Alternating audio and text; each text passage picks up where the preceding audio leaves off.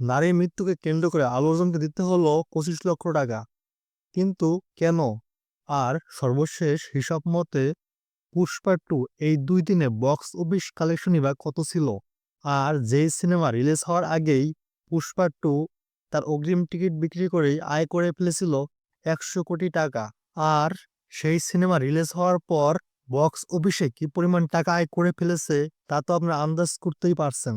তো প্রথম দিন এবং সেকেন্ড ডেতে পুষ্পা টু বক্স অফিসে কত টাকা বাজিমাত করতে পেরেছে এবং কোন কোন রেকর্ড ভাঙতে পেরেছে তা সবকিছু আলোচনা করবো আজকের এই ভিডিওতে। তাহলে চলুন দেরি না করে শুরু করা যাক। প্রথমেই যাচ্ছি নারীর মৃত্যুকে কেন্দ্র করে কেন আলু অর্জুনকে দিতে হলো 25 লক্ষ টাকা।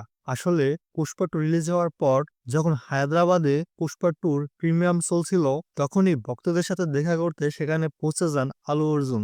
আর এই কারণে আলু অর্জুনকে দেখার জন্য ভক্তদের মাঝে তখন শুরু হয় বিরাট এক বিশৃঙ্খলা। আর যার কারণে সেখানে পদপিষ্ট হয়ে মারা যান ৩৫ বছর বয়সী রেবতী।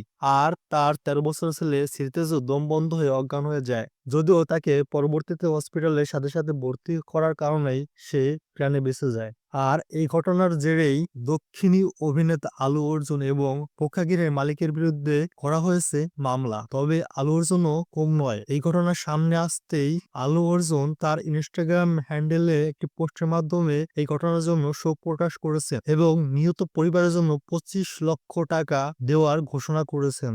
আর সেই সাথে আহত সিটিজের চিকিৎসাও সমস্ত ব্যয়ভার তিনি নিজেই বহন করবেন বলে প্রতিশ্রুতি দিয়েছেন। অনেকেই আলু অর্জুনের এই মানবিক সিদ্ধান্তকে ভূয়সী প্রশংসা করেছেন, কিন্তু অনেকেই ওই সিনেমা হলে পর্যাপ্ত নিরাপত্তা ব্যবস্থা না থাকার কারণে আলু অর্জুনের সমালোচনা করতেও ছাড়ছেন না। তাছাড়া পুষ্পা টু এর আকাশচম্বী হাইপ থাকা সত্ত্বেও এই 2 দিনে বক্স অফিস কালেকশনই বা কত করলো? আমরা সবাই জানি পুষ্পা টু দ্য রোল মুক্তির পরই বক্স অফিসে তুমুল ঝড় উঠেছে। পুষ্পা টু তার অগ্রিম টিকিট বিক্রি করে আয় করে ফেলেছিল 100 কোটি টাকা। প্রথম দিনে সমস্ত রেকর্ড ভেঙে দিয়েছে। শুধু ভারতের বক্স অফিস থেকে প্রথম দিন ছবিটি আয় করেছে 174 কোটি টাকা এবং দ্বিতীয় দিনে এই সংখ্যা পৌঁছে 90 কোটিতে। ফলে ভারতেই এই ছবির 2 দিনের মোট ইনকাম দাঁড়িয়েছে 265 কোটিতে। এছাড়া বিশ্বব্যাপী বক্স অফিসে এই ছবিটি মুক্তির প্রথম 2 দিনে আয় করেছে 400 কোটি টাকারও বেশি। সেক নিলকের